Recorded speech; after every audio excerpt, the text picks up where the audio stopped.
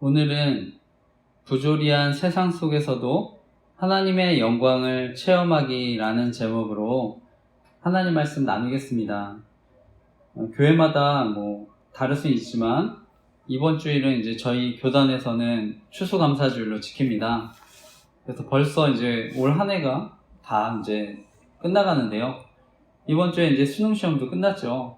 그래서 저는 이제 수능일이 가까이 오면 이제 올 한 해가 이제 다 끝났구나, 이제 이런 생각을 합니다.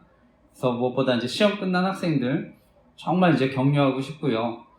그런데 이제 그런 학생들에게는 수능이라는 이제 결실의 열매가 있지만, 저는 이 자리에 또 말씀 듣는 분들, 온라인으로 말씀 듣는 분들, 저희들의 인생에도 또 반드시 결실의 때가 저는 찾아온다고 믿습니다.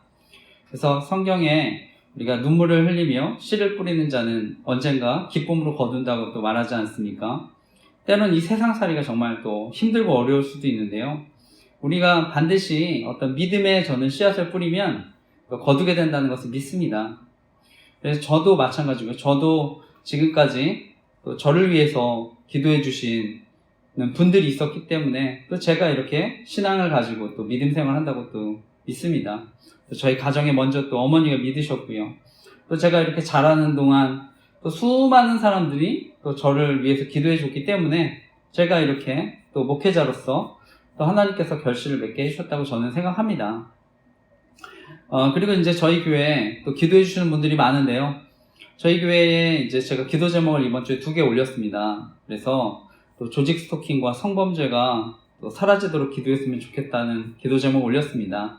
그래서 저에게 또 연락 주셨던 김희정 씨, 또 전도사님으로 사역했었는데요. 또 조직 스토킹 피해로 어려움을 겪어서 저한테 연락을 주셨는데, 제가 그분에 대한 이제 사연을 올렸습니다. 그래서 기도 제목 올렸는데 보시고 또 기도해 주시기 부탁드립니다. 그리고 또 제가 기도 제목 가운데 이제 가까운 분들, 특별히 저희 교회를 찾아주거나 또 저에 대해 가까이 이제 친하게 지시는 분들 가운데 저는 조직 스토킹 피해를 또 당하거나 심지어 이제 범죄에 가담하지 않도록 저는 기도해달라고 제가 또 기도 제목 올렸는데요. 무엇보다 또 이런 피해자들이 또 더 많이 생기지 않도록 기도해 주십시오. 제가 교회 홈페이지, 페이스북, 또 밴드 이렇게 기도 제목 올렸는데 또 기도해 주시기 바랍니다. 그리고 예전에 올렸었던 제가 유튜브 조회수 통계 조작과 스토킹 범죄들 또 사라지도록 또 기도 제목도 올렸었는데, 제가 이렇게 또 기도를 부탁드리는 거는요, 또 유튜브 많이 보지 않습니까? 그래서 제가 조직 스토킹 범죄를 이렇게 알리고 페이스북 등으로 알리고 있는데, 그만큼 또 방해들도 저는 있다고 생각합니다. 그래서 이런 방해하는 것들 사라지도록, 그래서 피해자들이 조직 스토킹 범죄의 수법을 알고 또 더 피해를 당하지 않도록 기도해 주시기 부탁드립니다. 특히 여성 피해자들이 저는 또 성적인 피해를 입을 수 있기 때문에 제가 더 많이 알리고 기도하고 있는데요. 그래서 많이 알려지도록 또 기도해 주시기 부탁드립니다. 그런데 제가 이제 조직 스토킹 범죄 알리고요, 또 이렇게 피해자 어려운 분들 돕고 있지만, 사실은 궁극적으로는 저는 제가 전하고 싶은 건 복음입니다. 복음이 전해져서 정말 그들이 궁극적인 평안을 누렸으면 좋겠습니다. 그래서 저의 가장 큰 관심은 이제 복음이 전해지는 건데요. 바로 복음이신 예수 그리스도. 그래서 예수 그리스도를 알아서 정말 소망이 있구나, 이 땅에도 소망이 있구나, 그리고 정말 어려운 힘든 상황에서도 저는 그 예수님 때문에 이길 수 있는, 그래서 극단적인 선택하는 분들도 계신다고 저는 아는데, 정말 그래서 그런 선택하지 않고 또 이길 수 있는 힘을 또 얻으셨으면 좋겠습니다. 그래서 이 세상 가운데 정말 희망을 잃어버린 사람, 소망을 잃어버린 사람들에게 정말 예수님이 주인이 되는, 그래서 소망을 얻는 그런 일들이 일어나기를 간절히 기도하고 축복합니다. 제가 이번 주 이제 페이스북을 보다가요, 어떤 목사님이 이제 올렸던 글이 저는 개인적으로 은혜가 되었는데요. 제가 한번 읽어보겠습니다. 팀 켈러 목사님의 책을 이제 발췌해서 올려주셨는데, 제가 한번 읽어보겠습니다. 오늘을 사는 잠언에서 지혜서에는 인생을 향한 3가지 통찰이 함께 있다고 말합니다. 잠언은 세상을 살 때 하나님의 질서가 있다고 말합니다. 그러나 전도서는 그 질서대로 되지 않고 악인이 잘되고 의인이 망하는 것 같이 하나님의 질서가 이 땅에서는 제대로 이루어지지 않은 교란된 질서라고 말합니다. 그러나 욥기를 보면 교란되어 보이는 부조리한 세상 속에서도 여전히 하나님의 질서가 숨겨져 있다고 말합니다. 인생 속에는 하나님의 분명한 질서가 있는데 살다 보면 부조리한 세상 속에서 그 질서가 왜곡되어 있는 것 같지만 결국 부조리한 세상 속에서도 하나님의 질서는 숨겨져 있으며 여전히 주권적으로 통치하신다는 고백입니다. 부조리한 세상 속에서 감사를 하려면 숨겨져 있는 하나님의 주권, 그 하나님의 질서를 볼 수 있는 눈이 있어야 하고 그것이 당장 보이지 않아도 신뢰할 수 있는 믿음이 필요합니다. 다시 한번 읽어보겠습니다. 팀 켈러는 오늘을 사는 잠언에서 지혜서에는 인생을 향한 세 가지의 통찰이 있다고 합니다. 잠언은 세상을 살 때 하나님의 질서가 있다고 말합니다. 그러나 전도서는 그 질서대로 되지 않고 악인이 잘 되고 의인이 망하는 것 같이 하나님의 질서가 이 땅에서는 제대로 이루어지지 않는 교란된 질서라고 말합니다. 그러나 욥기를 보면 교란되어 보이는 부조리한 세상 속에서도 여전히 하나님의 질서가 숨겨져 있다고 말합니다. 인생 속에는 하나님의 분명한 질서가 있는데 살다 보면 부조리한 세상 속에서 그 질서가 왜곡되어 있는 것 같지만 결국 부조리한 세상 속에서도 하나님의 질서는 숨겨져 있으며 여전히 주권적으로 통치하신다는 고백입니다. 부조리한 세상 속에서 감사를 하려면 숨겨져 있는 하나님의 주권, 그 하나님의 질서를 볼 수 있는 눈이 있어야 하고 그것이 당장 보이지 않아도 신뢰할 수 있는 믿음이 필요합니다. 아멘. 오늘 어떻게 보면 오늘 설교의 핵심이기도 한데요. 우리가 살다 보면요, 부조리해 보이는 세상 속에 있죠. 하지만 그렇게 질서가 왜곡되어 있는 것 같지만 결국 부조리한 세상 속에서도 하나님의 질서는 숨겨져 있고요. 여전히 주권적으로 하나님을 통치하는 것입니다. 여러분 그 사실 믿으십니까? 그래서 그 고백이 정말 저와 여러분의 고백이 되시기를 간절히 기도하고 축복합니다. 사실 오늘 설교랑 또 관련이 있는 건데요. 오늘 말씀, 우리 변화산이라고 불리는 사건인데 예수님은 가이사랴 빌립보에서 베드로의 신앙 고백을 들으십니다. 그래서 누구든지 나를 따라오려거든 자기를 부인하고 자기 십자가를 지고 나를 따를 것이니라 이렇게 말씀하는데요. 그러면서 예수님이 여기 서 있는 사람 중에 제자들 가운데 죽기 전에 하나님 나라를 볼 자들도 있다고 말씀합니다. 죽기 전에 하나님이 왕권을 가지고 오는 걸 볼 자도 있다고 얘기합니다. 오늘 말씀이 바로 그 예수님 말씀하신 그 말씀의 성취가 되는 본문인데요. 실제로 예수님이 왕권을 가지고요. 변화산에서 변하십니다. 얼굴과 옷, 찬란한 빛을 내시면서 이제 변화되시는데 그동안 제자들은 한 번도 경험한 적이 없었던 정말 놀라운 일입니다.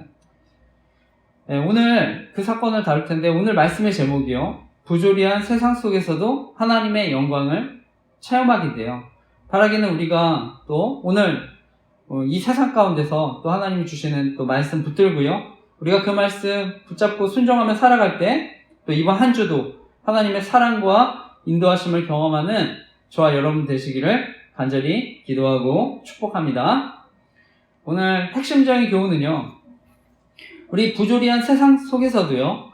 하나님의 영광을 우리가 체험하기 위해서는 부활의 믿음과 신앙을 가져야 한다는 것입니다.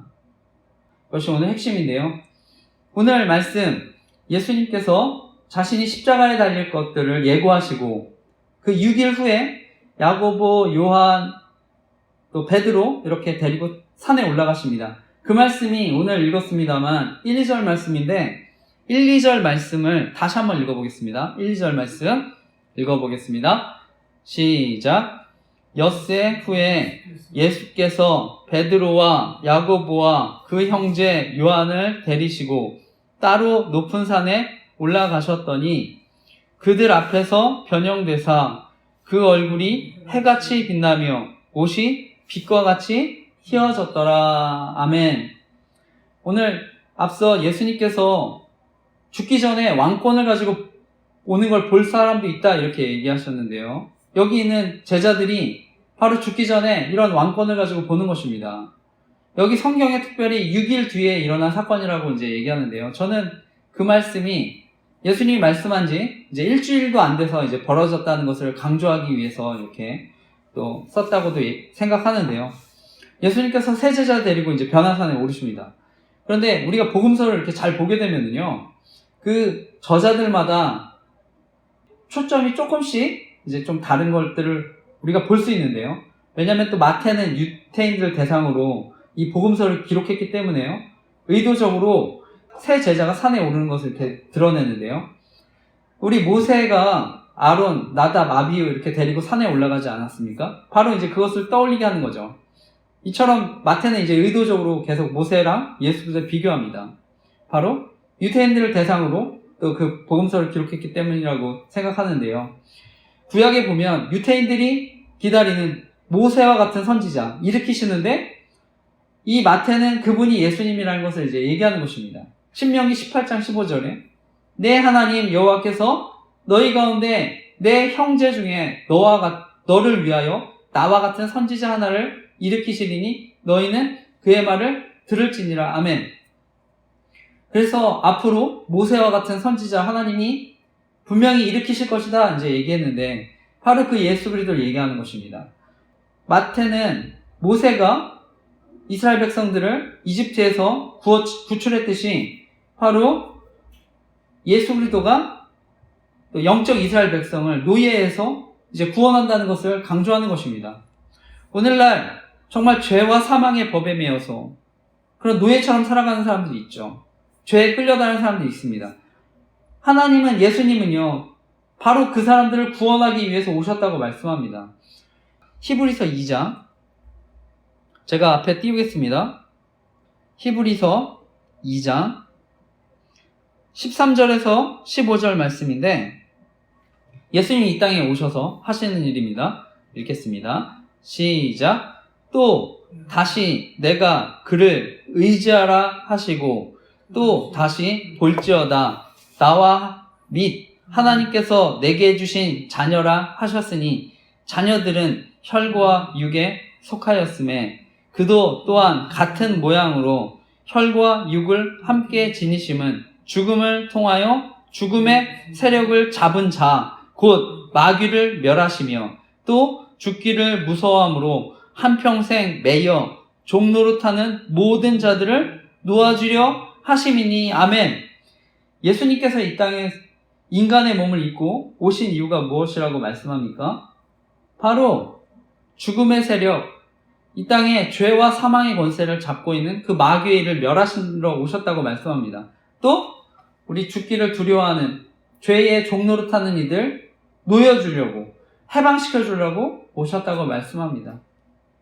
그리고 우리 이어서 말씀을 보니까 예수님께서 이제 변화산에서 변하시는 거죠. 모습이 변하시는 거죠. 얼굴은 해와 같이 빛나고 옷도 휘어졌다고, 정말 빛과 같이 휘어졌다고 얘기합니다. 바로 이 모습도요, 우리 모세가 시내산에 올랐을 때 내려올 때 빛났던 그 모습을 또 연상하지 않습니까? 이처럼 계속해서 마태는요, 명확하게 예수 그리스도가 메시아라는 것을 이렇게 말씀합니다. 이 세상에 바로 그런 빛으로 오시는 메시아, 이 세상의 참된 메시아, 온 백성이 그토록 기다리던 메시아, 정말 암울한 시대적 상황 가운데 찾아오신 메시아, 바로 그 메시아라고 말하는 것입니다.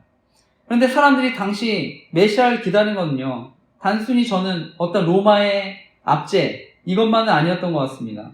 그 당시 유대 지도자라고 하는 사람들, 바리새인, 서기관, 제사장, 장로, 사실은 모두가 타락했습니다.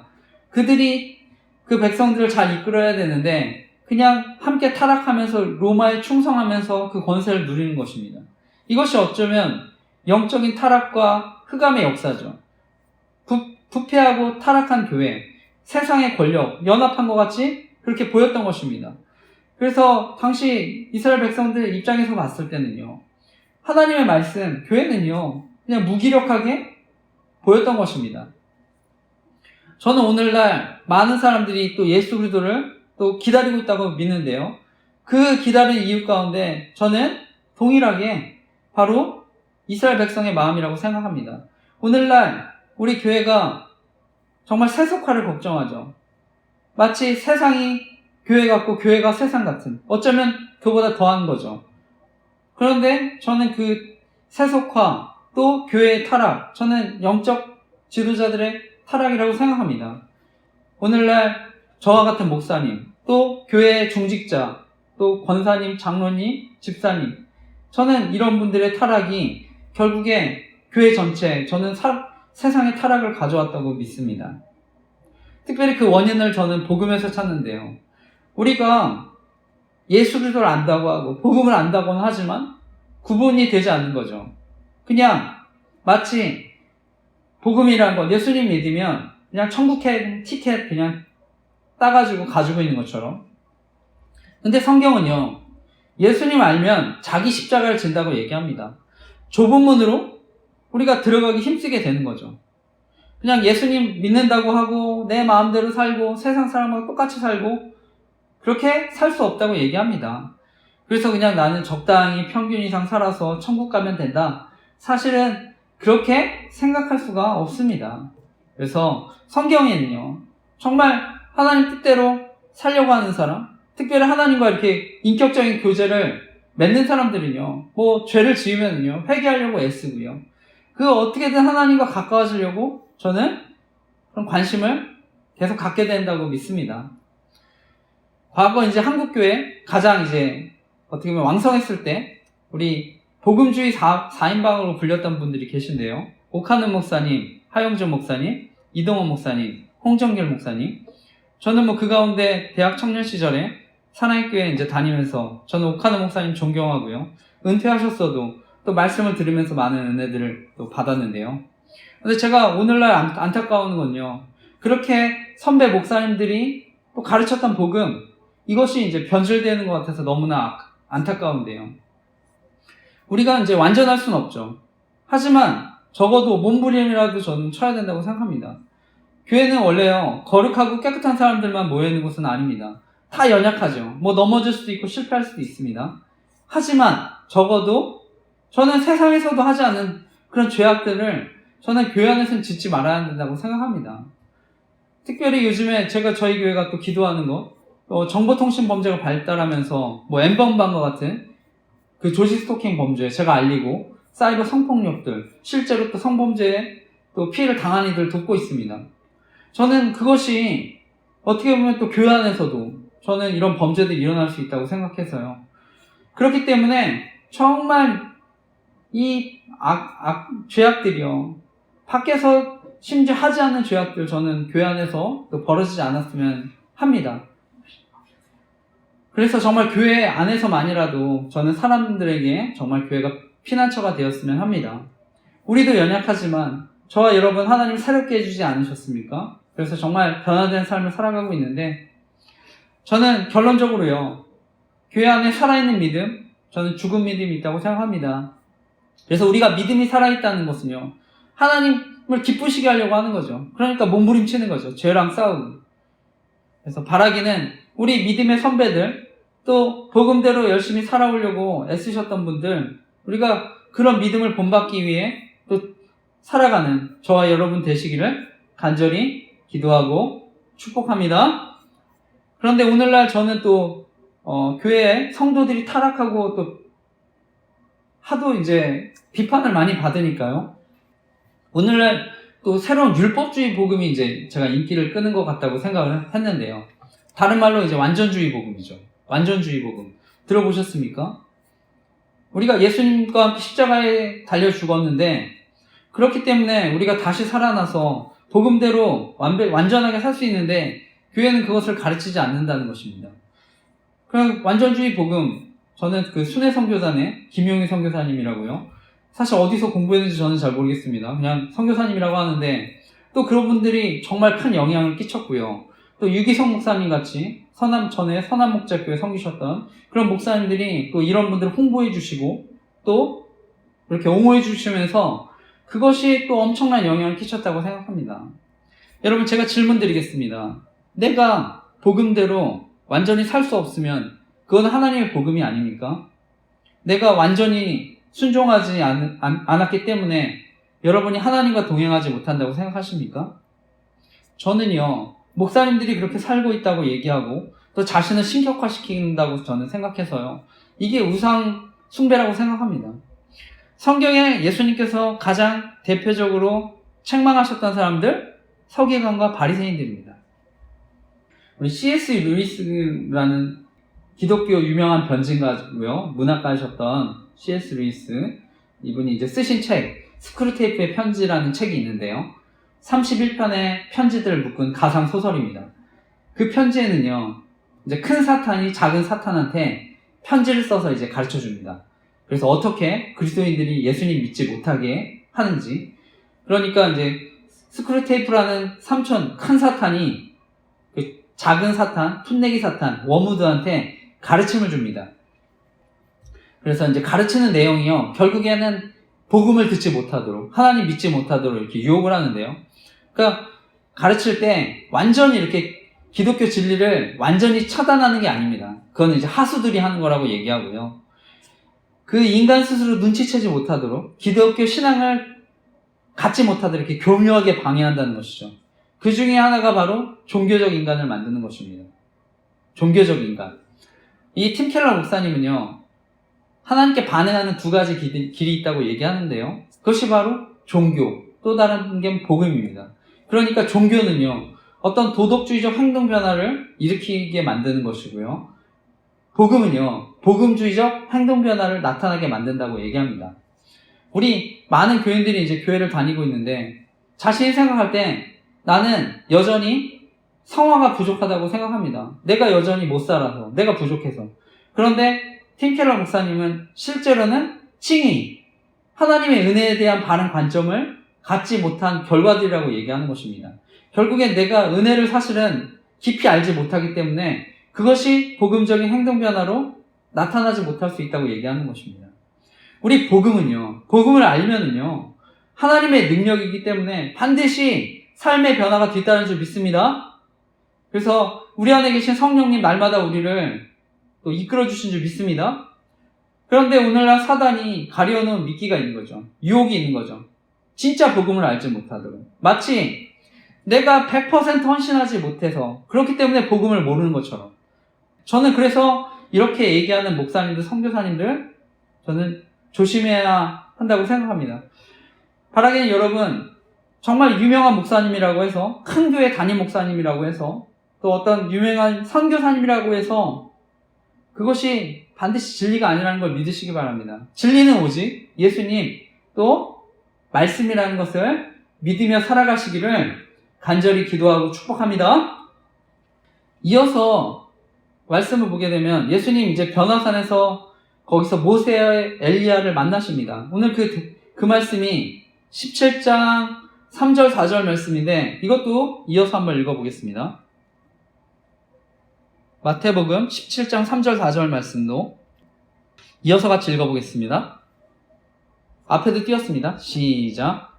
그때에 모세와 엘리야가 예수와 더불어 말하는 것이 그들에게 보이거늘 베드로가 예수께 여쭈어 이르되 주여, 우리가 여기 있는 것이 좋사오니 만일 주께서 원하시면 내가 여기서 초막 셋을 짓되 하나는 주님을 위하여, 하나는 모세를 위하여, 하나는 엘리야를 위하여 하리이다. 아멘. 오늘 예수님 산에 오르셔서 모세, 엘리야랑 이제 대화를 나누십니다. 저는 바로 그 모습이 어쩌면 정말 천국의 모습이 아닐까 생각하는데요. 우리 천국의 가장 큰 특징이 무엇입니까? 우리가 가장 사랑하는 사람들이 함께 있는 거죠. 천국에 저는 제일 중요한 거, 어떤 사람들이 있느냐가 제일 중요하다고 생각합니다. 바로 예수님이 계시고 우리의 믿음의 사람들, 우리 헤어졌던 또 가족들, 이웃들, 우리가 사랑하는 사람들 만나는 곳, 바로 그곳 천국이 아니겠습니까? 계시록 21장 3절인데요. 이건 제가 읽어보겠습니다. 계시록 21장 3절인데 내가 들으니 보좌에서 큰 음성이 나서 이르되 보라, 하나님의 장막이 사람들과 함께 있음에 하나님이 그들과 함께 계시리니 그들은 하나님의 백성이 되고 하나님은 친히 그들과 함께 계셔서 내가 들으니 보좌에 큰 음성이 나서 이르되 보라 하나님의 장막이 사람들과 함께 있음에 하나님이 그들과 함께 계시리니 그들은 하나님의 백성이 되고 하나님은 친히 그들과 함께 계셔서 아멘. 성경에 보니까 천국의 모습이 어떻습니까? 예수님이 함께, 하나님 함께, 하나님의 백성들이 함께 있다고 얘기합니다. 저는 그렇기 때문에 바로 예수님이 계신 곳, 하나님의 백성이 있는 곳이 천국이라는 걸 믿으시기 바랍니다. 그리고 저와 여러분이 나중에 천국에서 서로 만나기도 하겠지만 또 천국에 갔을 때 저는 저와 여러분을 통해 구원받은 사람도 만나지 않겠습니까? 제가 마찬가지로 저를 위해 기도해 주셔서 제가 복음을 듣고 구원받았다고 하면 또 마찬가지로 저와 여러분을 통해서 구원받은 사람이 있다고 하면 얼마나 감사하겠습니까? 천국에 와서 얼마나 기뻐하고 행복해 하겠습니까? 저는 그것이 천국이라고 믿습니다. 오늘 예수님 앞에 엘리야 모세가 등장하는데요. 정말 놀라운 일이죠. 앞으로 장차 메시아가 오리라고 예언했던 모세, 엘리야 그 대표가 나타난 겁니다. 저는 어쩌면 베드로가 가장 만나고 싶은 사람, 그 조상, 모세, 엘리야일 수 있지만 저는 더 깊은 의미를 담는다고 생각하는데요. 바로 모세는 율법을 상징하고요. 엘리야는 선지자들의 대표입니다. 따라서 예수님은요, 모든 율법, 모든 예언, 선지서의 말들을 다 이루신 분이라는 것을 드러내는 것입니다. 바로 이들이 예수 그리스도야말로 진정한 하나님 되신다는 것을 분명히 증언하는 증인들이 된다는 것입니다. 그들이 나타나서 예수님과 대화하는 것입니다. 그런데 이제 무슨 대화를 하는지는 여기 마태복음에 나오지 않지만 누가복음에 나오는데요. 누가복음에 보니까 예수님께서 장차 예루살렘에서 별세하실 것을 말씀했다고 합니다. 별세. 예수님께서 죽으실 것을 얘기했다는 것인데요. 바로 예수 그리스도의 대속적인 죽음이죠. 우리 인류를 위해 죽으실 죽음. 그런데 그때 베드로가 말합니다. 예수님, 초막 셋을 지어서 하나 주님을, 하나는 모세를, 하나는 제가 엘리야를 모시겠습니다. 베드로는요, 초막 셋을 짓겠다고 하면서 어떻게든 그 상태를 이제 유지하고 지속하고 싶다고 얘기하는 것이죠.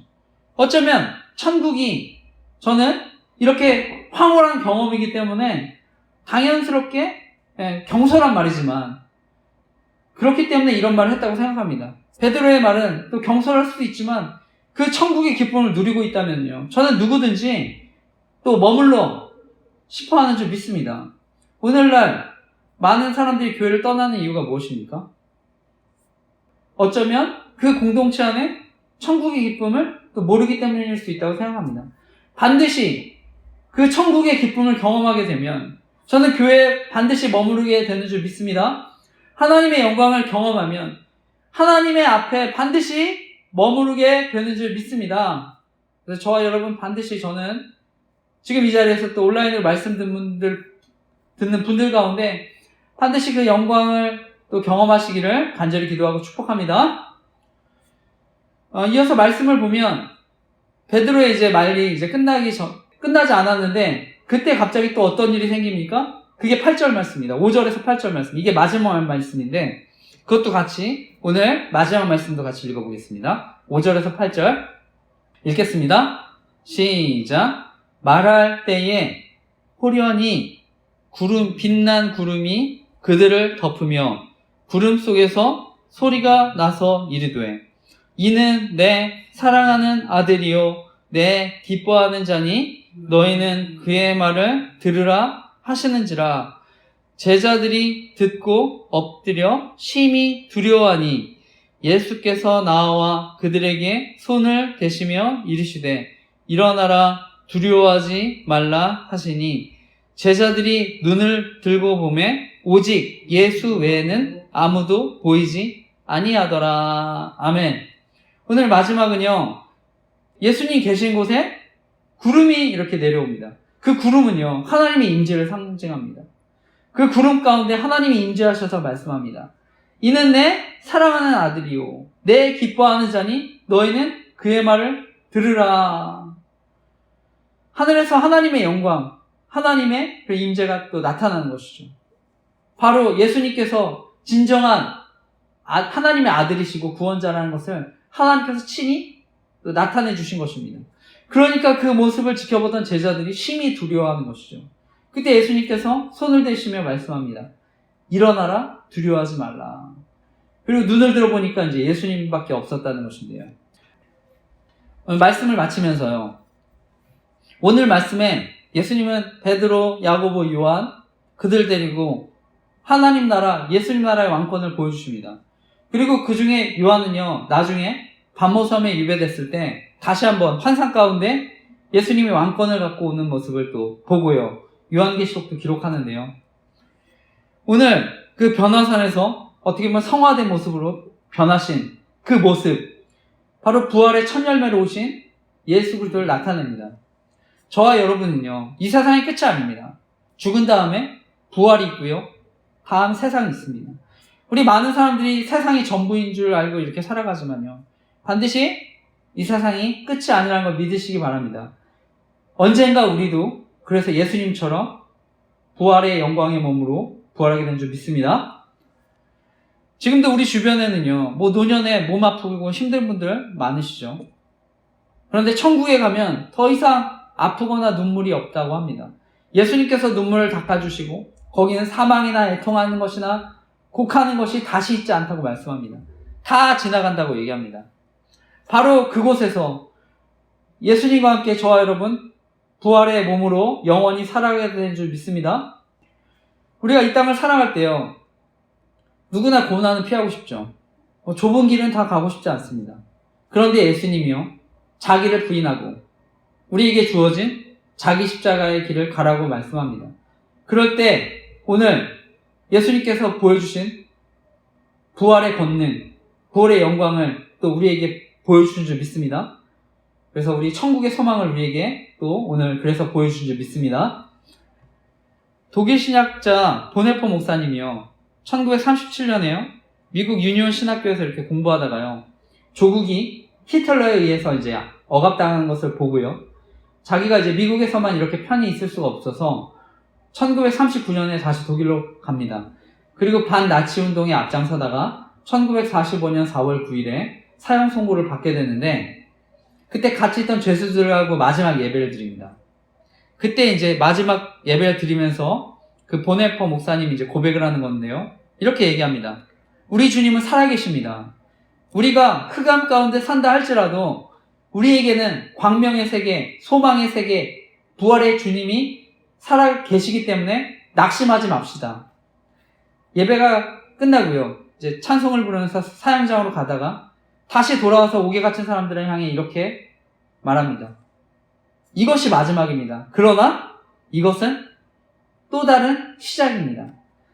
저와 여러분 이제 살아가는 동안은요, 어쩌면 이 세상이 마지막 같지만 앞으로 이 세상은 끝이 아니라 앞으로 시작될 또 시작이 있습니다. 바라기는 저와 여러분 이 땅에서 부활을 믿으면서 저는 오늘 보네포 목사님과 같이 어떠한 상황에서도 맞설 수 있는 정말 용기, 저는 그것이 부활의 믿음이라고 믿습니다. 그래서 바라기는 이번 한 주도 그 부활하신 예수 그리스도를 우리가 만나서 또 우리 자신, 또 세상 어둠의 권세를 이기며 또 살아가는 저와 여러분 되시기를 간절히 기도하고 축복합니다.